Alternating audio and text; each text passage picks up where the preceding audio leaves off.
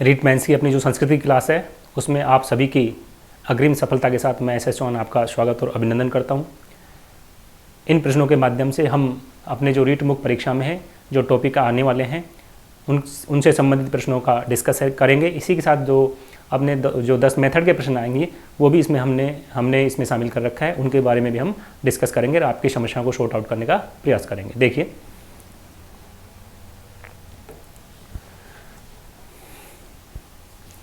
अपना ये पहला प्रश्न है, स फलेभ्य गच्छति। स फलेभ्य गच्छति।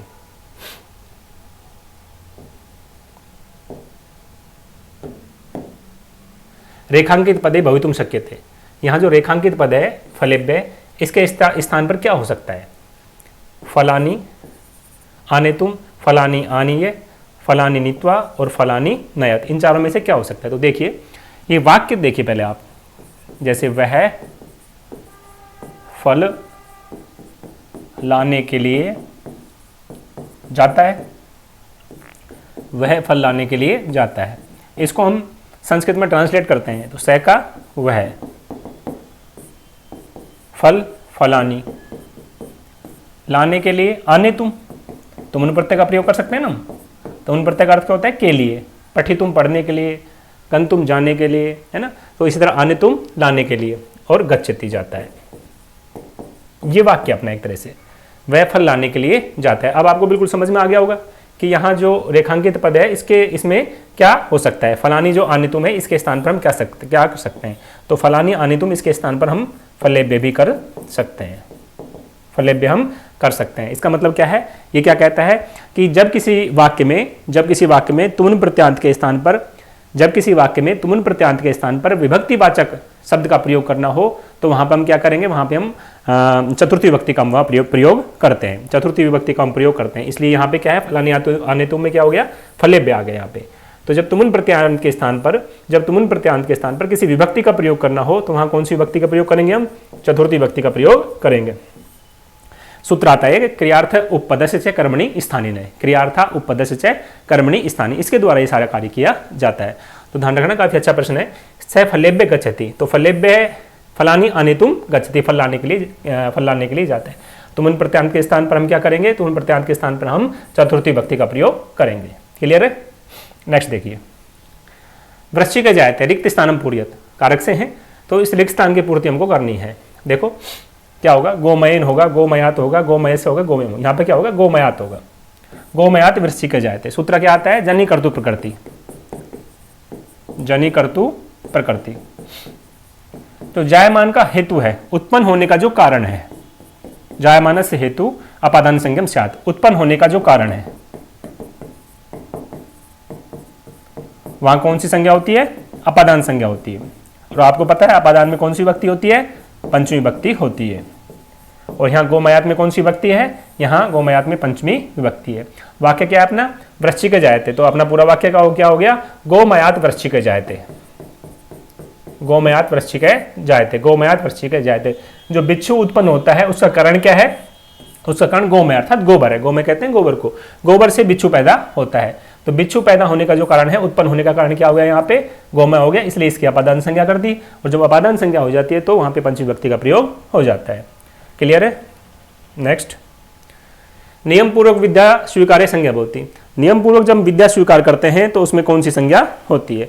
ध्यान देना, नियम पूर्वक विद्या स्वीकार में अपादान संज्ञा होती है। नियम पूर्वक विद्या स्वीकार में अपादान संज्ञा होती है। हम दो उदाहरण देखते हैं, उसके द्वारा इसको स्पष्ट करने का प्रयास करते हैं। जैसे गोपाल उपाध्यायात अधीते, गोपाल है उपाध्यायात अधीते। गोपाल उपाध्याय से पढ़ता है, आचार्य से पढ़ता है। और दूसरा एग्जाम्पल दीजिए, गोपाल है, देखिए, नटस्य गाथाम शृणोति, नटस्य गाथाम शृणोति। गोपाल क्या करता है? नट है और नट से कोई कथा सुनता है, नट से कोई कथा सुनता है। शिक्षा यहां भी ग्रहण कर रहा है, यहां भी ग्रहण कर रहा है एक तरह से, और यहां भी क्या कर रहा है? वो ग्रहण कर रहा है। लेकिन नियम पूर्वक विद्या स्वीकार जब की जाती है, नियम पूर्वक विद्या स्वीकार का मतलब नियम क्या है विद्या स्वीकार करना?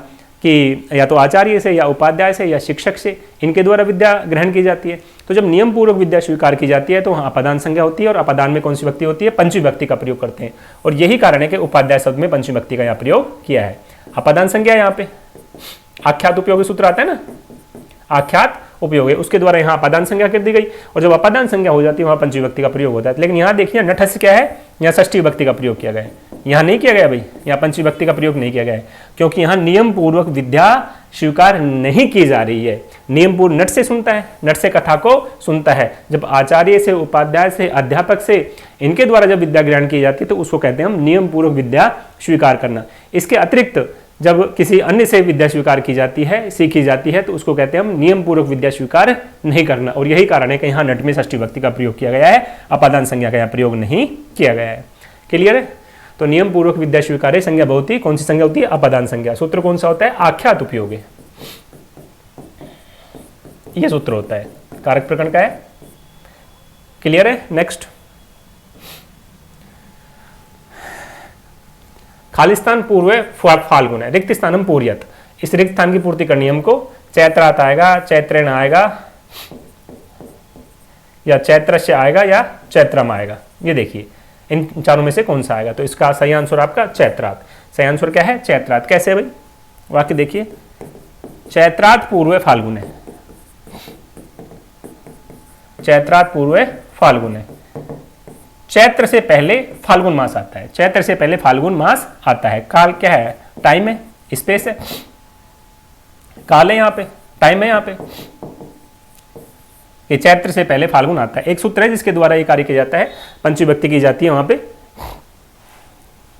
सूत्र देखिए कौन सा है? अन्यादितरते दिक् संख्यान च उत्तर पदा जाहि युक्ते। इसका मतलब है जहां पे अन्य, आरात, इतर और दिशावाची शब्दों का प्रयोग किया जाए तो वहां पे हम पंचमी विभक्ति करते हैं, वहां पे हम पंचमी विभक्ति करते हैं। इसलिए चैत्रात में क्या है? चैत्रात में यहाँ पंचमी विभक्ति का प्रयोग किया गया है, क्योंकि पूर्व क्या है? दिशावाची है। पूर्व क्या है? दिशावाची है। इसको थोड़ा सा देखिए, इस कंफ्यूजन को दूर कीजिए। पूर्व का मतलब पहले, पूर्व का मतलब पहले, और पूर्व दिशा भी हो रही है, पूर्व दिशा भी होती है। और यहाँ क्या अर्थ आ रहा है इसका? चैत्रात पूर्व फाल्गुन है, चैत्र से पहले फाल्गुन आता है, चैत्र से पहले फाल्गुन आता है। तो यहाँ पूर्व तो दिशावाची है नहीं भाई, तो फिर क्यों यहाँ पे पंचमी विभक्ति का प्रयोग कर दिया गया? ध्यान देना कि दिशा का मतलब यहाँ पे, दिशा का मतलब यहाँ टाइम और स्पेस दोनों से है, टाइम और स्पेस, काल और स्थान दोनों से है। दिशा का मतलब यहाँ काल और स्थान दोनों से, तो यहाँ काल हो गया, यहाँ समय हो गया पूर्व, तो इसलिए दिशावाची का यहाँ होने के कारण यहाँ पे चैत्र शब्द में पंचमी विभक्ति का प्रयोग किया गया है। तो यहाँ आंसर क्या हो जाएगा? चैत्र हो जाएगा, चैत्रात पूर्व फाल्गुन है। क्लियर है? नेक्स्ट देखिए, कारक प्रातिपदिकार्थ व्यतिरिक्त स्व स्वामी भावादि संबंध से तत्र विभक्ति सात। कौन सी विभक्ति होगी वहां पे भाई? सूत्र पढ़ा है ना आपने, षष्ठी से, षष्ठी से, उसी की वृत्ति है भाई, ये उसी की व्याख्या है। इस सूत्र की जब आप व्याख्या देखोगे ना सिद्धांत कौमुदी में, तो ये यही मिला, आपको लिखा मिलेगा कि कारक प्रातिपदिकार्थ व्यतिरिक्त स्व स्वामी भावादि संबंध से तत्र षष्ठी सात। कारक और प्रातिपदिक को छोड़ करके जो स्व स्वामी भावादि संबंध है, स्व स्वामी भाव आदि संबंध है, वो शेष रहता है, और वहां पे कौन सी भक्ति होती है? वहां पे षष्ठी भक्ति का प्रयोग किया जाता है। क्या होता है भाई स्व स्वामी भावादि संबंध? देखिए ये जो शेष होता है ना, वो एक तो स्व स्वामी संबंध होता है, एक दूसरा होता है जन्य जनक संबंध, एक होता है अवयव अवियवी संबंध, अवयव अवयवी संबंध, और एक होता है स्थानीय आदेश संबंध, स्थानीय आदेश संबंध। ये होता है भाई, ये जो संबंध बताया गया ना संबंध, इनके चार प्रकार यहाँ पे हम देख सकते हैं। स्वस्वामी तो यहाँ लिखी गया है, आदि, आदि का मतलब ये तीनों, और यहाँ भी हम षष्ठी भक्ति का प्रयोग करेंगे। स्वस्वामी भावादि संबंध का एग्जाम्पल क्या है? राज्य पुरुष है, राज्य पुरुष है। यहाँ स्वामी क्या है? राज्य राजा, और जो स्व क्या है? यहाँ पे क्या है? पुरुष। जन्य जनक में देखते हम पितु पुत्र है, यहाँ भी षष्ठी है ना, देखो पितु में क्या है? षष्ठी, राज्य में क्या है? षष्ठी। पितु पुत्र है, पिता का पुत्र। यहाँ जनक कौन है? पितु, और जन्य कौन है? पुत्र। अवयव अवयवी, अवयव अवयवी। पशुपादय, पशुपादय, पशु का पांव, पशु का पांव। तो अवयव क्या है? ये हो गया अवयव, और अवयवी क्या हो गया? ये हो गया। अवयव क्या हो गया? आपका चरण जो पांव है ये हो गया, और पशु क्या हो गया? अवयवी हो गया। स्थानीय आदेश, स्थानीय आदेश ब्रुवो वची, जैसे ब्रुवो वची।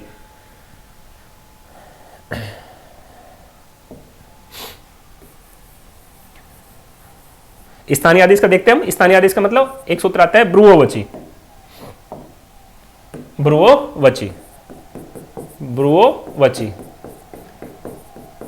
ब्रू के स्थान पे वच आदेश हो जाता है, ब्रू के स्थान पे वच आदेश आ जाता है। तो ब्रू तो क्या है, स्थानीय, और वच क्या हो गया यहाँ पे, आदेश हो गया। तो ये संबंध 4 प्रकार के यहाँ पे बताए गए हैं। स्वामी भावादि संबंध, जन्यजनक संबंध, अवयवी संबंध और स्थानीय आदेश संबंध। ये शेष रहता है, कारक और प्रातिपदिक को छोड़ करके ये शेष रहता है भाई। और यहाँ पे किसी व्यक्ति का प्रयोग किया जाता है, यहाँ पे षष्ठी विभक्ति का यहाँ पे प्रयोग किया जाता है। क्लियर है?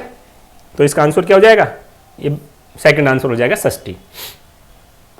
नेक्स्ट देखिए, तुम्हारे द्वारा बीती गई रात्रियों में अध्ययन नहीं किया गया, वाक्य से संस्कृत अनुवाद है। इसके वाक्य काम को संस्कृत अनुवाद बनाना है। तो देखिए इसमें एक को लेता बड़े आसान होते हैं भाई, संस्कृत के वाक्य बनाने बड़े आसान होते हैं। एक तो फ्लेक्सिबिलिटी होती है इसमें, आप चाहे कर्ता पहले रख दो, चाहे कर्म पहले रख दो, चाहे क्रिया पहले रख दो, अर्थ में कोई चेंजिंग नहीं आएगी। बहुत बड़ी विशेषता है ये संस्कृत भाषा की। तुम्हारे द्वारा बीती गई रात्रियों में अध्ययन नहीं किया गया, देखो बनाते हैं हम। तुम्हारे द्वारा त्वया, तुम्हारे द्वारा त्वया, बीती गई, गत होता है ना, गत होता है बीतना, और बीती गई रात्रियों में तो गतासु, गतासु जैसे रमासु रात्रियों में, रात्रिसु, गतासु रात्रिसु। क्यों आया भाई यहाँ पे, यहाँ गतासु ही क्यों आया, कहीं रात्रिसु क्यों आया, ऐसा क्यों हुआ? इसका मतलब क्या देख रहे हैं हम, यहाँ सप्तमी विभक्ति है, यही तो देख रहे हैं हम कि गतासु रात्रिसु कौन सी विभक्ति है, सप्तमी विभक्ति है। और सप्तमी विभक्ति क्या होती है, अधिकरण कारक में। कहाँ होती है, अधिकरण कारक में। अधिकरण कारक का चिन्ह क्या होता है, या तो में हो, या पे हो, या पर हो। अब देखिए यहाँ में है कि नहीं है, यहाँ में है ना, तो इसको आधार बना करके हमने क्या किया, यहाँ पे हमने सप्तमी विभक्ति का प्रयोग कर दिया है। रात्रियों में, जब यहाँ पे में है तो हम में है तो बीती गई रात्रियों में यहाँ पे हम अधिकरण कारक करेंगे, और जब अधिकरण कारक करेंगे तो वहाँ कौन सी विभक्ति होगी, सप्तमी विभक्ति होगी। और जब सप्तमी विभक्ति होगी तो रमा शब्द के समान देख लो आप, रमाशु जैसे होता है ना, उसी तरह गताशु रात्रिशु। तो त्वया गतासु, गतासु रात्रिशु। आगे देखिए क्या है, अध्ययन नहीं किया गया है, अध्ययन नहीं किया गया, न अधीतम, न अधीतम, अध्ययन नहीं किया गया। हमने जब अक्त प्रत्यय पढ़ा था तब हमने देखा था कि जो अक्त प्रत्यय वो भूत अर्थ में प्रयुक्त होता है, भूतकाल में प्रयुक्त होता है अक्त प्रत्यय, और दूसरा क्या पढ़ा था कि वो कर्मवाच्य या भाववाच्य में प्रयुक्त होता है अक्त प्रत्यय।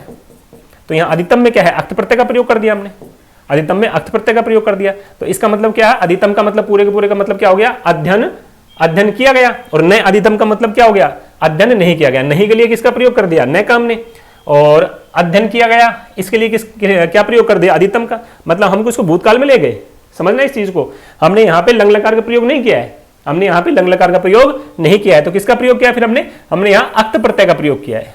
और अक्त प्रत्यय भूतकाल के अर्थ में प्रयुक्त होता है। दोनों प्रत्यय अक्त और अक्तवतु निष्ठा के अर्थ में प्रयुक्त होते थे ना, अक्त अक्तवतु निष्ठा, अक्त और अक्तवतु प्रत्यय निष्ठा के अर्थ में प्रयोग होते हैं। और निष्ठा क्या होती है, भूतार्थ प्रत्यय धातु और निष्ठाशात, भूतकालिक अर्थ में इन धातु का प्रयोग किया जाता है। तो इसलिए अक्त प्रत्यय का प्रयोग करके हमने इस अनुवाद को बना दिया। तो कौन सा सही है भाई, देखिए, तो या गतासु रात्रिशु न अधितम, तो या गतासु रात्रिशु न अधितम, धी बड़ा कर लेना यहाँ पे, अधितम, ये हो गया अपना सही। ठीक है, क्लियर है। वाक्य बनाने काफी आसान है भाई, एक दिन इसका पूरे का पूरा वाक्य बनाने का जो संस्कृत आपका अनुवाद है इसका पूरा का पूरा चैप्टर लेंगे, और मेरे हिसाब से आपके 30 से 40 मिनट की क्लास में बिल्कुल एकदम क्लियर हो जाएंगे कि किस तरह से वाक्य हम बनाएं। छात्र विद्यालय गए, छात्र विद्यालय गए, इसका बनाना है भाई हमको, ये भी अनुवाद का आपका। तो देखिए छात्र विद्यालय गए, छात्र विद्यालय गए, तो छात्र के लिए छात्रा, एक छात्र होता तो हम छात्र कर देते हैं, क्योंकि छात्र बहुत सारे चले गए हैं इसलिए छात्रा। विद्यालय विद्यालयम, छात्रा विद्यालयम गए, अगच्छन अभवत अभवताम अभवन, अगच्छत अगच्छताम अगच्छन। छात्रा क्या है, छात्रा बहुवचन है, करता है ना, छात्रा क्या है, बहुवचन है, प्रथम पुरुष में प्रयुक्त होता है। और वाक्य बनाने का भाई एक सबसे सिंपल रूल यही होता है, प्रथम और अंतिम मानता हूं मैं तो इस रूल को, क्या कि कर्ता के अनुसार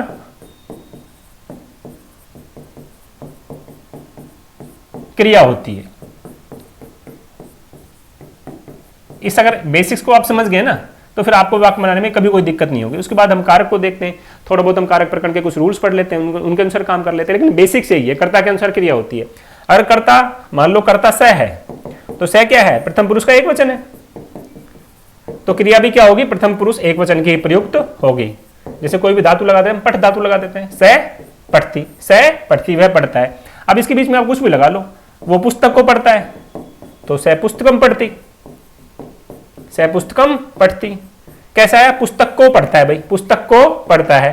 कर्ता ने कर्म को, कर्म में विभक्ति कौन सी होती है, द्वितीय, इसलिए हमने द्वितीय विभक्ति का प्रयोग कर दिया। अब इसको और लंबा वाक्य बनाना चाहो तो और बनाओ, वह संस्कृत की पुस्तक पढ़ता है, वह संस्कृत की पुस्तक को पढ़ता है, तो और लंबा कर लो इसको थोड़ा, स संस्कृत से पुस्तकम पढ़ती, स संस्कृत से पुस्तकम पढ़ती, वह संस्कृत की पुस्तक को पढ़ता है। अब हमने यहाँ षष्ठी विभक्ति का प्रयोग किया, क्यों किया हमने यहाँ षष्ठी विभक्ति का प्रयोग, इसलिए किया, तो देखिए संस्कृत की, तो की में क्या है, की में क्या है, संबंध है, संबंध कारक है ना। संबंध कारक में क्या होता है, का, की, के, रा, री, रे, और जब संबंध कारक कहते हैं षष्ठी विभक्ति का प्रयोग कर दिया, और जब षष्ठी विभक्ति का प्रयोग कर दिया तो राम में रामस्य बनता है, तो संस्कृत में संस्कृत से बन जाएगा। और लंबा कर लो इस वाक्य को, वह घर जा करके संस्कृत की पुस्तक पढ़ता है, तो स वह घर जा करके, तो हमको क्या करना है, स घर जा करके ग्रहम गत्वा, स ग्रहम गत्वा संस्कृत से पुस्तकम पढ़ती, स ग्रहम गत्वा संस्कृत से पुस्तकम पढ़ती। तो कितना भी आप लंबा वाक्य बना सकते हो। बेसिक्स भाई ये होता है कि कर्ता के अनुसार क्रिया होती है। इस रूल को आपने समझ लिया, इसका मतलब आपको वाक्य बनाने में फिर कोई समस्या होगी नहीं। नेक्स्ट देखिए, वह कल पढ़ेगा, वाक्य से संस्कृत अनुवाद है, वह कल पढ़ेगा, इट मीन्स फ्यूचर टेंस का है ना, ये फ्यूचर का है, कल पढ़ेगा।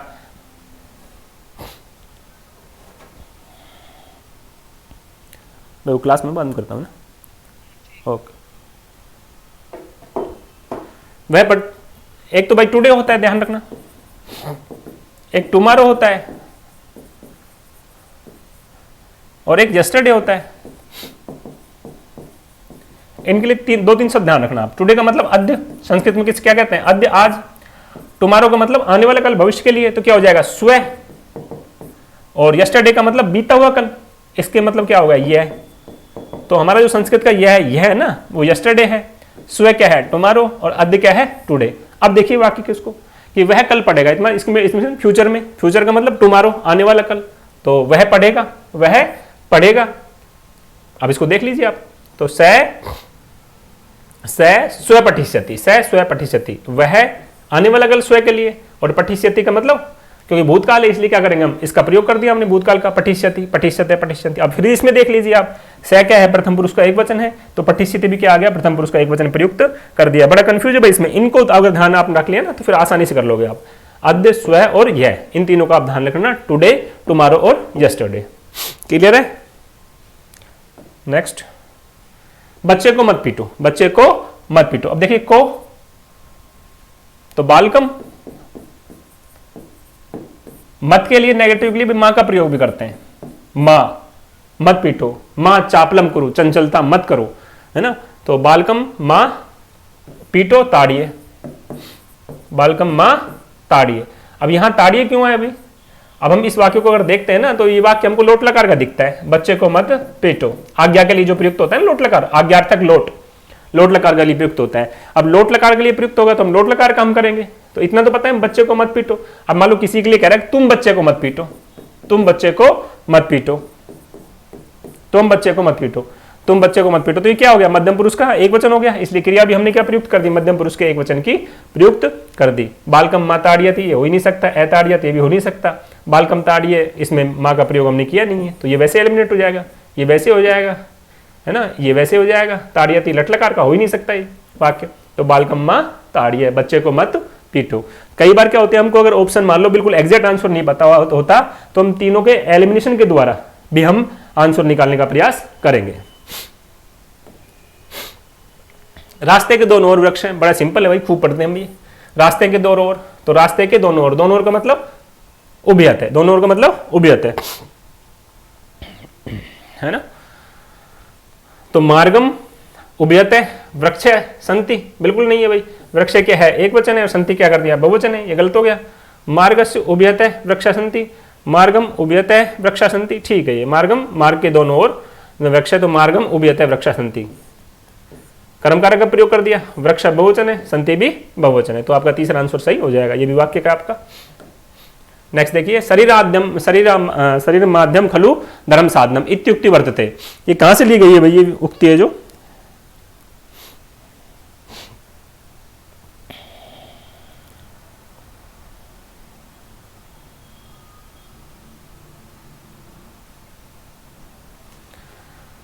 कुमार संभव से, रघुवंश से, किरातार्जुनीम से, उत्तर रामचरितम से। तो ये उक्ति ली गई है कुमार संभव से। महाकवि कालिदास के द्वारा लिखा गया प्रथम महाकाव्य ये, जिसको लघुत्रय में भी शामिल किया गया है। ये लघुत्रय में भी शामिल है और कालिदास, महाकवि कालिदास के द्वारा लिखा गया प्रथम महाकाव्य। तो ये सूक्ति है, शरीरम माध्यम खलु धर्म साधनम। नेक्स्ट देख लिए, क्षणे क्षणे यम यत नवतामुपेदी तदेव रमणीयम रमणीयताया, तदेव रूपम रमणीयताया इत्युक्ति कस्मिन् काव्य। ये कहां से ली गई है भाई? रघुवंश से, शिशुपाल वध से, मेघदूत से, स्वप्नवासतम। ये ली गई है शिशुपाल वध से। कहां से ली गई है? शिशुपाल वध से सूक्ति ली गई है। नेक्स्ट देखिए, छायांक नामना उत्तर रामचरितस्य अंकोयम। छायांक नामना उत्तर रामचरितस्य अंकोयम। छायांक ये उत्तर रामचरित का कौन सा अंक है? तो तृतीय अंक है भाई। उत्तर रामचरितम है ना, महाकवि भवभूति के द्वारा लिखा गया। तावत भा बारवे भाति यावत मागसे न उदे उदिते है ना, तो भवभूति के द्वारा लिखा गया है। और उसके तीसरे अंक में कुल टोटल कितने अंक हैं उत्तर रामचरितक में? 7 अंक हैं। और कौन से अंक से लिया गया है? तीसरे अंक से लिया गया है। करुण रस का यहाँ बहुत अच्छा प्रयोग महाकवि भवभूति के द्वारा किया गया है। इसके बारे में युक्ति है कि उत्तर रामचरित की जब हम करुण रस को देखते हैं तो ऐसा लगता है कि पत्थर भी रोने लग गया, ग्रावान्योपिरोधति, ऐसी युक्ति यहाँ पे आती है। तो ये उत्तर रामचरितम के तीसरे अंक का जो नाम है वो छायांक है। नेक्स्ट, नैषधीय चरितम महाकाव्य कति सर्गा संति। जो नैषधीय चरित महाकाव्य इसमें कितने सर्ग हैं? 20 है, 22 है, 19 है या 7 है। तो नैषधीय चरितम इसमें 22 सर्ग है भाई। नैषधीय चरितम आपको पता हो ना भर्तृहरि में शामिल है, भर्तृहरि में नैषधीय चरितम शामिल है।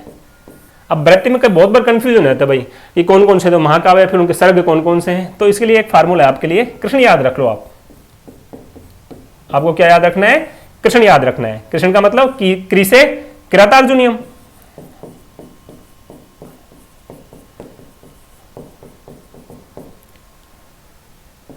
स से शिशुपाल वदम, स से शिशुपाल वदम, और न से नैषधीय चरितम,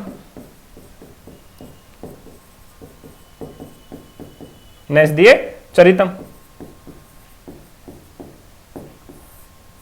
बात करें कृष्ण तो कैसे याद करेंगे? कृष्ण बहुत बहुत मतलब कह सकते हैं बहुत बृहत चरित्र उनका, बहुत बड़ा चरित्र है उनका कृष्ण का। तो इसलिए बृहत चरित्र, भर्तृहरि में क्या शामिल है? भर्तृहरि में कृष्ण शामिल है। तो कृष्ण का मतलब क्री से किरातार्जुनीयम, स से शिशुपाल वध्यम, और न से नैषधीय चरितम।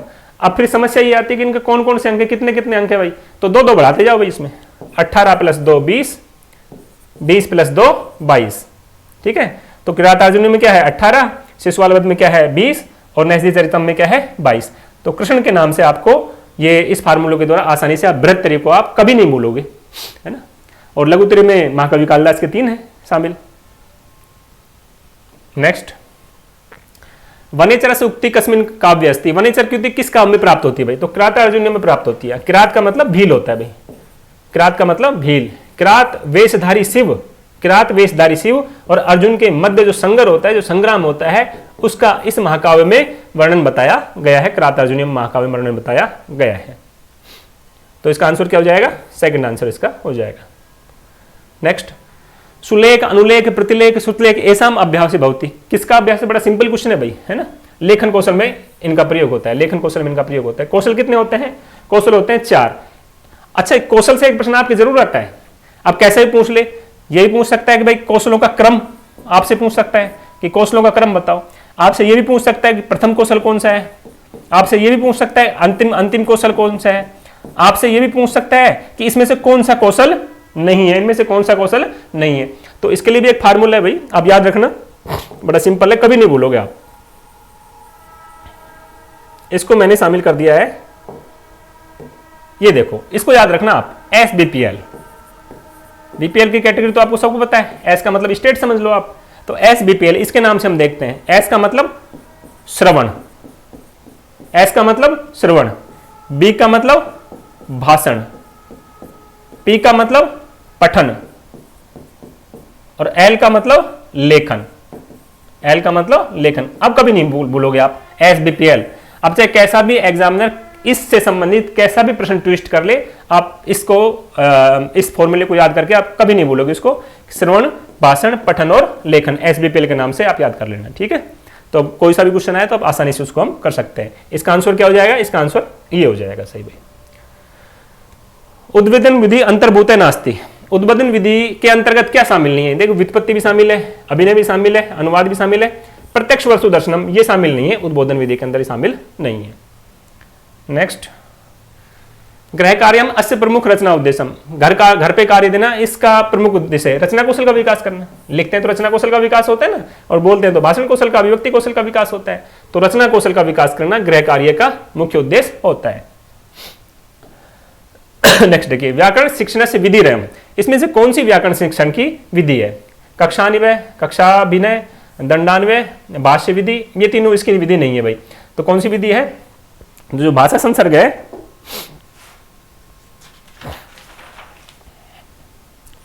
भाषा संसर्ग है, ये विधि है। दंडान्वय खंडान्वय किसकी है? पद शिक्षण की विधि है।